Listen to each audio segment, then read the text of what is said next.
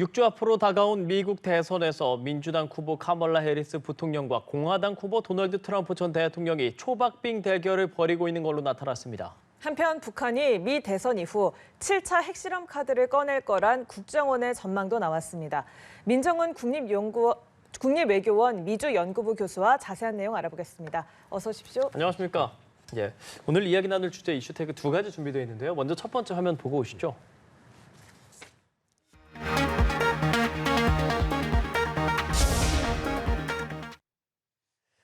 예, 말 그대로입니다. 역대급 초접전 양상.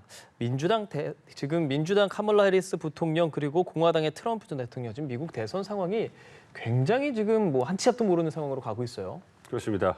정말 초박빙이에요. 예. 그러니까 저도 매일매일 그 여론조사 결과를 지켜보면서 기사도 보면서 계속 업데이트를 하고 있는데 이렇게 초박빙 판세를 보이는 것도 굉장히 이례적이다 할 수 있을 정도로 그러니까 2016년에 힐러리 클린턴 민주당 후보하고 도널드 트럼프 공화당 후보가 붙었을 때 예. 여론조사 대부분의 여론조사 결과는 그 클린턴 후보가 이긴다고 나왔었는데 결국은 뚜껑을 열고 보니까 트럼프 후보가 승리했잖아요. 예, 그랬었죠. 그 이후에 이제 여론조사 기관들에서 이제 경각심을 가지고 그러면서 그 보완하기 위한 방법이 이제 그 중에 하나가 평균을 내는 거였어요. 여론조사 평균을 내서 이제 그 아무래도 그 범위를 좀 오차 범위 좀 줄여보자 뭐 이런 노력을 했는데 그래서 저도 그 이후로는 이제 그 여론조사 평균을 내는 그런 그 사이트를 보고 있는데 올해는 그게 굉장히 박빙입니다. 어쨌든 바이든 대통령이 사퇴를 한 이후에 해리스 후보가 약진을 했죠. 그래서 이제 두 후보의 경쟁이 거의 딱 붙었다 할 정도로 굉장히 엎치락뒤치락하고 있는데 그 두 후보 간의 지지율 격차가 2% 정도 내에서 1~2% 내에서 움직이질 않아요. 그렇게 됐고 이제 어느 정도 두 정당의 전당대회도 끝났고요. 이제 대부분 정당 충성도가 강한 유권자들은 표심을 결정했다고 봐도 무방하고 부동층만 표심이 남아 있는데 그렇기 때문에 부동층의 표심이 그렇게 20%, 30% 정도밖에 되지 않기 때문에 그리고 부동층, 무당파 이런 유권자들의 표심이 지금 여론조사 결과 나온 걸 보면 45대 41로 해리스 후보가 약간 앞선다 이렇게 나오고 있거든요. 그러면 그 무당파의 표심이 그 지금의 여론조사에 이렇게 포함된다고 생각해 보시면 4%밖에 차이가 나지 않잖아요. 그렇기 때문에 이 얘기는 뭐냐면 앞으로도 거의 대선이 끝날 때까지 이 여론조사에서 두 후보 간의 지지율 격차는 큰 차이가 안 날 거라는 얘기예요. 굉장히 초박빙으로 가면서 엎치락뒤치락 할 것이고 특히 7개 경합주를 보면 더 박빙이거든요. 그래서 이제 러스트벨트는 해리스 후보가 보도에 나온 것처럼 약간 앞서고 있지만 굉장히 박빙이고 선벨트라고 있는 남부 이 지역에서는 트럼프 후보가 앞서고 있단 말이에요. 그렇기 때문에 그런 걸 보면 굉장히 박빙이고 이것이 어떠한 우리가 예상하지 못했던 그러한 이벤트가 사건이 딱 터지게 되면 만약 그러한 사건이나 이벤트에 어떤 부동층이나 무당파가 표심을 결정하는데 결정을 작용한다면 그렇다면은 그러한 그 지금의 어떤 그 여론조사 결과 지지율 격차가 뒤집힐 수도 있거든요. 그렇기 때문에 살얼음판을 걷는다고 할 수 있죠. 지금 화면에 나오는 저런 지역별로 조금씩 우위가 차이 나는 저런 것들은 좀 어떤 식으로 해석을 해야 합니까?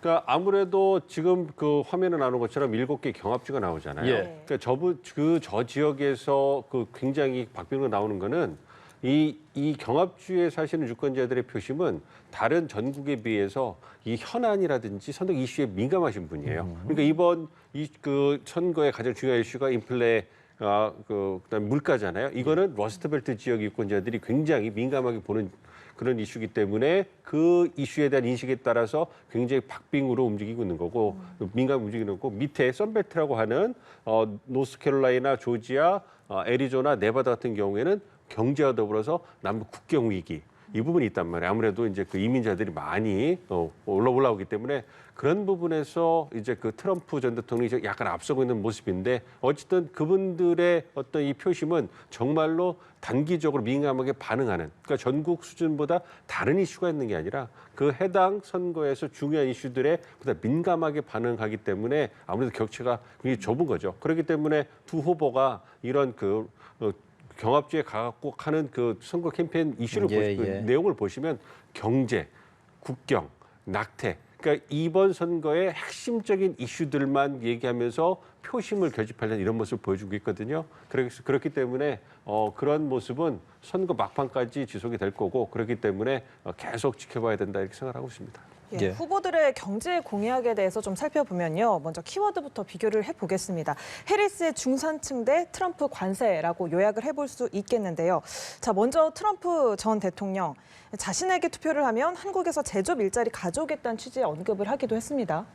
그렇죠. 아무래도 그 트럼프 전 대통령 관세맨이라고 불리잖아요. 그러니까 트럼프 전 대통령이 주장하는 이 통상 경제 부분에서 주장은 뭐냐면 미국의 노동자나 산업이 불공정한 국제 무역 시스템에서 어떻게 보면은 착취를 당하고 있다라는 거예요. 그러니까 공정한 대접을 받지 못하고 있기 때문에 다른 나라들은 미국 기업들에게 고율의 관세를 부과함에도 불구하고 미국 기업들은 그렇게 못한다는 얘기예요. 그래서 불공정한 그런 무역 환경에 처해 있기 때문에 자신이 어떤 그 대통령이 되면 일기 때 마찬가지로 관세를 이용해 가지고 그러한 부담을 미국 기업과 노동자에 주는 게 아니라 외국 기업에 준다는 거예요. 그래서 그걸 통해 가지고 이제 미국의 경제를 되살리겠다 이런 주장을 하고 있는 것이고 이제 이번에 도전하면서 그런 미국 우선 통상 정책이 더 강화되는 모습이죠.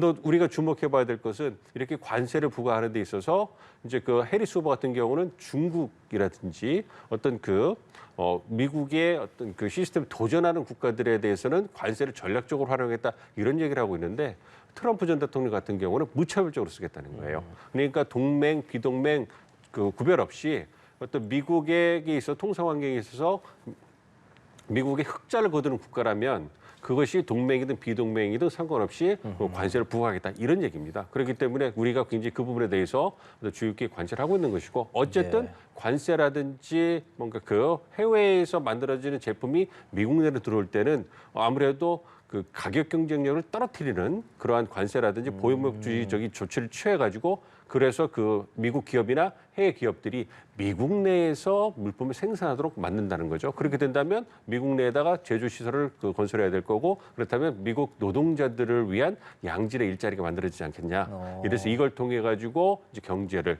더 좋아지게 하겠다 이런 주장을 하고 있는 것이고 미국 유권자 노동자 입장에서는 나쁜 그런 옵션이 아닌 거예요. 예. 어떤 자신들에게 양질의 일자리를 만들어주기 위해서 정부가 적극적으로 나서 가지고 어떤 기업들이 리쇼어링을 하게 만들어주겠다. 그걸 통해 가지고 당신네 지역 공동체에다가 어떤 그 제조 시설을 만들어주고 교육을 통해서 양질의 일자리에 취업할 수 있도록 만들어주겠다. 이런 얘기를 하고 있는 거기 때문에 굉장히 매력적으로 들리는 그러한 옵션이라고 할 수 있겠습니다. 그러면 말씀하신 내용들은 특정 백인 노동계층을 공략하기 위함이라고 봐야 되는 겁니까? 아무래도 미국 노동자인데요. 그러니까 백인 우리가 남성 노동자가 하는 거는 왜냐하면 트럼프 전 대통령의 지지층이 백인들이 많은데요. 그리고 백인을 공략하는 선거 캠페인을 쓰고 있어요. 그래서 이제 백인 대 비백인 하면서 2016년에도 그렇고 지금도 그렇고 굉장히 좀 인종차별적인 발언을 많이 하잖아요. 그 타겟이 주로 이민자한테 가면서 정말로 극단적인 주장까지 하는데 이것은 백인 주류가 본다면 극단적에서 눈살을 찌푸릴 수 있겠지만 어쨌든 자신들을 위하는 그러한 선거 공약이기 때문에 긍정적으로 보는 사람들도 백인들에서 꽤 있단 말이에요. 그렇기 때문에 이러한 미국 우선 통상 정책이 백인 노동자들을 위한 것이 아니냐. 뭐 그 부분에 대해서 일정 정도 그게 있긴 합니다만 왜냐하면 러스트벨트라든지 선벨트 지역에 있는 백인 유권자들, 특히 저학력 저소득의 백인 남성들을 공략하기 위해서 집중 공략하기 위해 쓰고 있는 거지만 그 혜택은 그분들한테 가기도 하겠지만 그 여타의 어떤 폭넓게 미국 노동자라든 중산층한테 갈 수 있기 때문에 우리가 생각하는 것보다 이상으로 트럼프 전 대통령의 이러한 통상 정책 기조는 좀 긍정적으로 받아줄 수 있다 이렇게 생각을 하고 있습니다. 네, 해리스 후보 중산층 노조 표심을 자극하는 공약을 내세우고 있는데 중산층을 미국 번영의 엔진으로 삼을 특별한 기회를 얻었다라고 이야기하면서 법인세는 인상하고 대대적인 중산층 감세에 나서겠다고 밝히고 있습니다.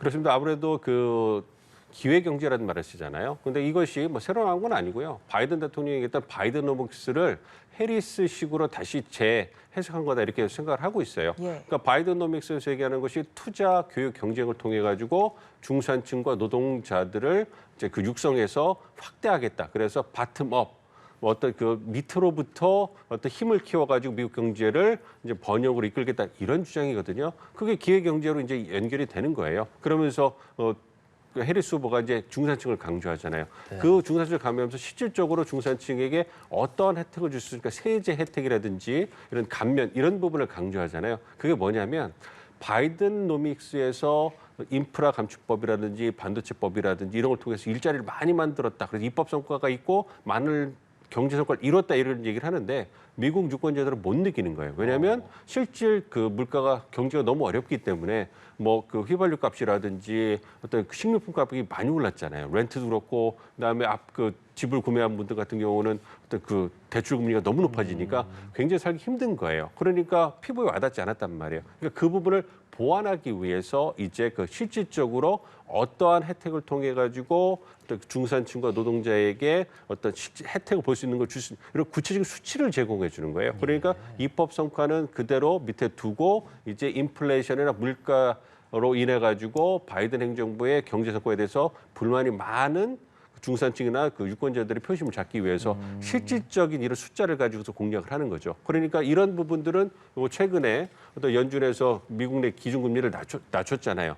0.5%포인트를 낮췄기 때문에 어쨌든 대출 금리가 떨어지게 되고 그렇게 된다면 유권자들의 인식도 좀 더 좋아질 수 있단 말이에요. 그런 걸 통해 가지고 바이든 행정부가 우리와 동떨어진 그러한 어떤 경제 성과 지표만 얘기하는 게 아니라 실질적으로 해리스 후보는 우리에게 도움을 줄 수 있는 그러한 그 숫자를 얘기하는구나 이런 걸 강조하는 거예요. 그래서 중산층을 얘기하면서 인플레이션 물가를 잡기 위해서 자신이 당선되면 더 노력을 하겠다 이런 부분을 강조하기 때문에 사실 통상적인 이런 부분은 그 트럼프 전 대통령과 큰 차이가 없어요. 그렇네요. 그럼에도 불구하고 중산층을 얘기하는 것은 말씀드린 그러한 측면. 그리고 트럼프 전 대통령의 내세우는 선거 프레임이 뭐냐면 바이든 행정부의 실정을 그 공략하는 거거든요. 그 실정을 공략하는데 핵심이 경제잖아요. 인플레이션 물가이기 때문에 이 부분에 대해서 해리스 후보가 대응하면서 대안을 제시하는 거기 때문에 그 중산층을 강조하는 그러한 경제 공약을 내세우고 있다 이렇게 생각하고 있습니다. 큰 차이가 없다라는 말씀 앞서 조금 해주셨는데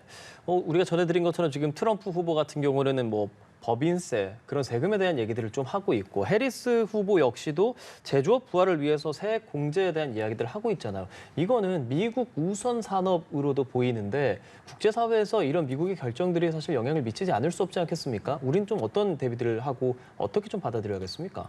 굉장히 우려가 크죠. 그러니까 말씀드린 것처럼 해리스든 트럼프든 통상 정책에 있어서는 큰 차이가 없다는 거예요. 두 가지가 핵심 그 방향으로 보는데 하나는 미국이 갖고 있는 무역수지 적자를 줄이는 것. 예. 그리고 두 번째는 미국 내 제조업을 부흥시키는 거예요. 그래서 이제 그 미국 내 무역수지 적자를 줄이기 위해서 트럼프는 관세를 무차별적으로 쓰겠다 이런 얘기고 그 해리스 후보는 어떤 중국에 대해서 다양한 품목에 대해서 바이든 행정부가 트럼프 행정부 때 올려놓은 관세를 내리지 않았어요. 그거를 전략적으로 사용하면서 중국과의 어떤 그 무역에서의 무역수지 적자를 줄이는데 전략적으로 선택적으로 사용을 했거든요. 그 부분을 계속 유지하겠다는 거예요. 그러니까 해리스 후보 같은 경우에는 관세를 부과하는데 좀 동맹국들은 혜택을 좀 볼 수 있겠죠. 그 부분에 있어서 우리가 좀 한숨을 돌릴 수 있는데 이제 그 제조업 부흥을 하는 건 똑같아요. 그러니까 그 해리스 후보 같은 경우는 바이든 행정부의 스몰 하이펜스라고 그래가지고 첨단 기술 분야를 중심으로 해서 중국의 부상을 견제를 하고 미국 중심의 공급망을 재편하잖아요.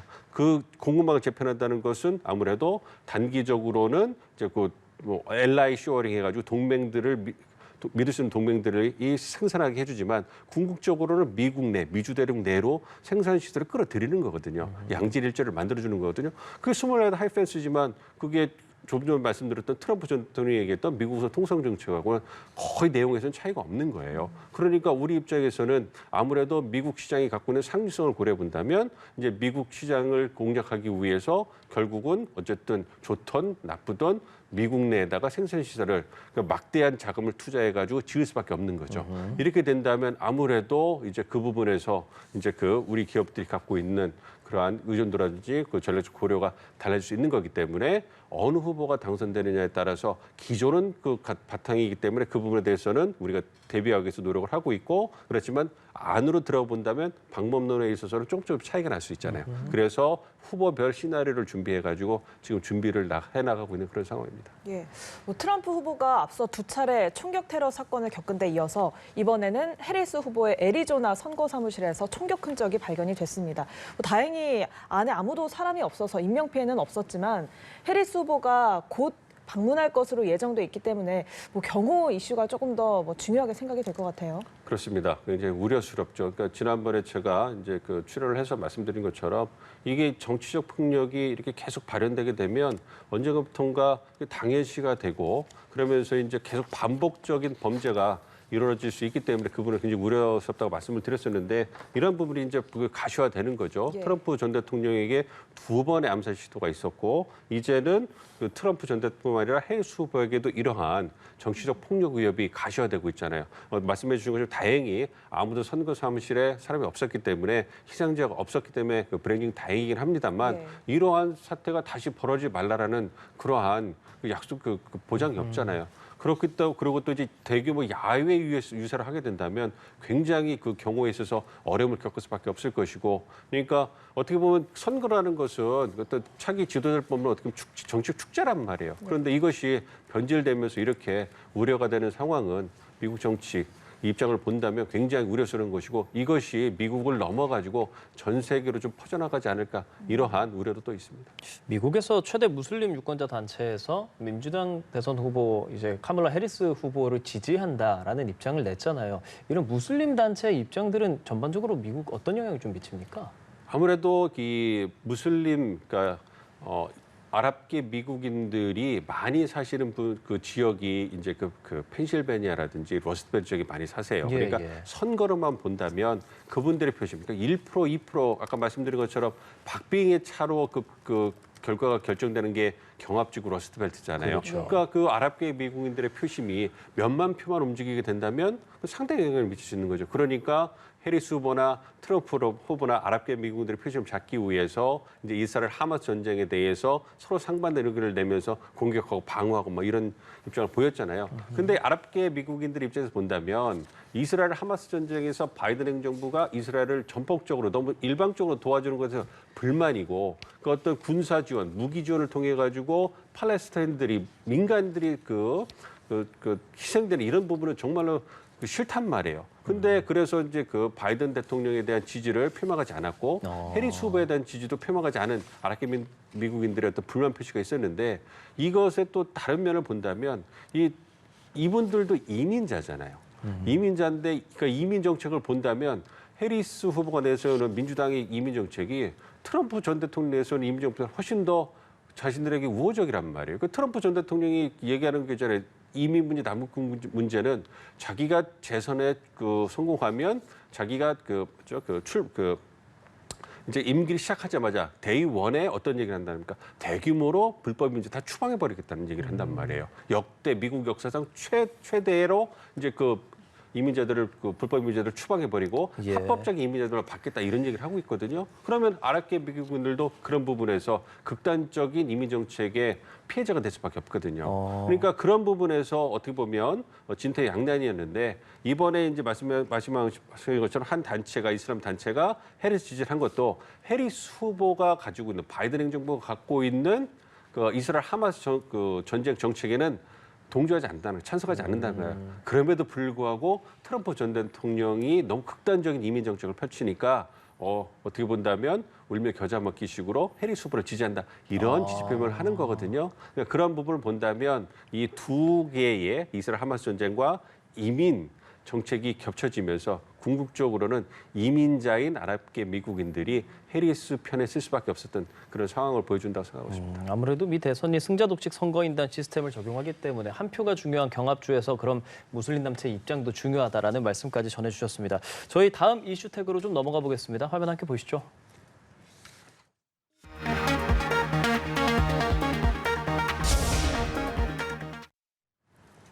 네, 국정원이 북한이 오는 11월 미국 대선 이후에 7차 핵실험을 감행할 가능성이 크다고 전망하고 있습니다.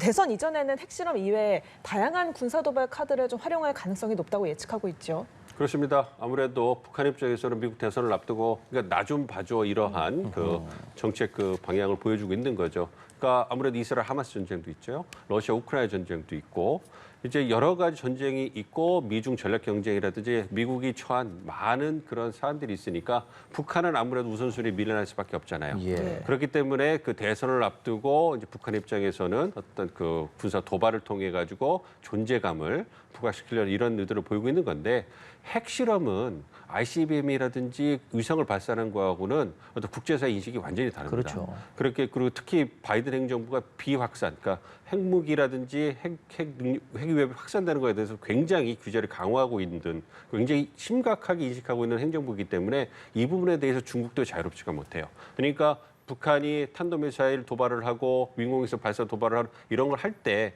중국과 러시아가 이제 묵인해주고 있지만 러시아는 우크라이나 전쟁이기 때문에 미국과의 관계가 많이 멀어졌지만 중국은 그럼에도 불구하고 관리하고 싶어하는 거예요. 그렇기 때문에 북한이 도발하는 거에 대해서 미사일 도발에 대해서는 어쩔 수 없이 중국이 북한을 비호해주고 있지만 그 실험은 완전히 다릅니다. 그렇기 때문에 이 핵실험을 했을 때 중국이 북한을 도와줄 수 있는 그러한 여지가 굉장히 줄어들기 때문에 북한은 그걸 잘 알고 있어요. 그렇기 때문에 나 좀 봐줘 이러한 존재감 부각시키기 위해서는 핵실험 카드는 가장 마지막에 쓸 수 있는 히든 카드이기 때문에 그 이전에 쓸 수 있는 카드를 쓰고 이제 대선이 끝난 이후에 새로운 행정부가 들어왔을 때 정말로 존재감을 부각시키기 위해서 다른 그런 군사적 위협을 능력을 보여줄 때 그럴 때 쓸 수 있기 때문에 대선 이후에 핵실험을 할 가능성이 있다고 보는데 저는 크다고 보지는 않습니다. 그러니까 북한 입장에서는 어떻게 보면 핵실험이 끝판왕 도발이라고 할 수 있는 거고 그러면은 고농축 우라늄 제조시설 방문하고 그랬었잖아요. 그런 부분은 그것까지는 도달할 수 없으니 하는 다른 뭐 일종의 도발 중에 하나다라고 볼 수 있겠습니까? 그럼? 아무래도 이제 그 핵 능력을 갖고 있다는 걸 과시하는 거죠. 그러니까 미국에게 자신들의 핵 능력이 예상 이상으로 이만큼가 준비되고 있고 예. 최소한 수십 개의 핵무기를 핵탄두를 말 수 있는 능력을 가지고 있고 특히 우라늄 농축시설 같은 경우는 사실 숨기면 발견하기도 어려워요. 그 플루토늄과 다르기 때문에 그런 부분에서 우리가 갖고 있는 군사 역량이 이만큼 되니까 미국도 잘 보고 우리가 나중에 대선이 끝나서 뭔가 대화 국면에 왔을 때 예. 우리에게 보다 입맛에 맞는 그러한 입장을 취해주기를 압박을 하는 거죠. 예. 그리고 이러한 군사적 능력을 보여줬으니까 미국의 입장에서도 보다 더 북한에 대한 인식, 주의를 환기시키고 관심을 더 가기 때문에 그런 측면에서 보여준 것이지 그거 자체가 뭐 이제 만들어서 쓰겠다 이런 부분은 아니라고 생각하고 그런 있습니다. 보여주기식, 뭐 나 좀 봐줘라는 표현 말씀해 주시잖아요. 미국 입장에서 그 보여주기식을 좀 잘 들여다보고 있습니까? 계속 보고는 있는데 예. 그 부분을 보고 있다고 해서 그러니까 미국이 갖고 있는 어떤 그 첩보라든지 정보 능력은 세계 최고이기 때문에 예. 다 보고 있습니다만 보고 있다고 해서 그것을 인지해가지고 바로 그 대화에 나설 예. 이럴 가능성은 크지 않은 거죠. 말씀드린 것처럼 미국이 처해 있는 지금 국제사회 이슈가 워낙 많잖아요. 두 개의 전쟁이 있고 또 그 중국과의 경쟁도 있고 다양한 이슈가 있기 때문에 여전히 북한 문제는 미국 외교 정책이 대외 정책에 있어서 그 우선순위 밀려 있기 때문에 계속 지켜보면서 또 상황을 관리하는데 방점을 찍을 거다 생각하고 있습니다. 예, 알겠습니다. 이제 6주 앞으로 다가왔습니다. 미국 대선 초박빙 판세부터 또 국제 정세와 맞물린 북한의 도발 수위 예측까지 함께 해봤습니다. 지금까지 민정훈 국립외교원 미주연구부 교수와 이야기 나눠봤습니다. 고맙습니다. 고맙습니다.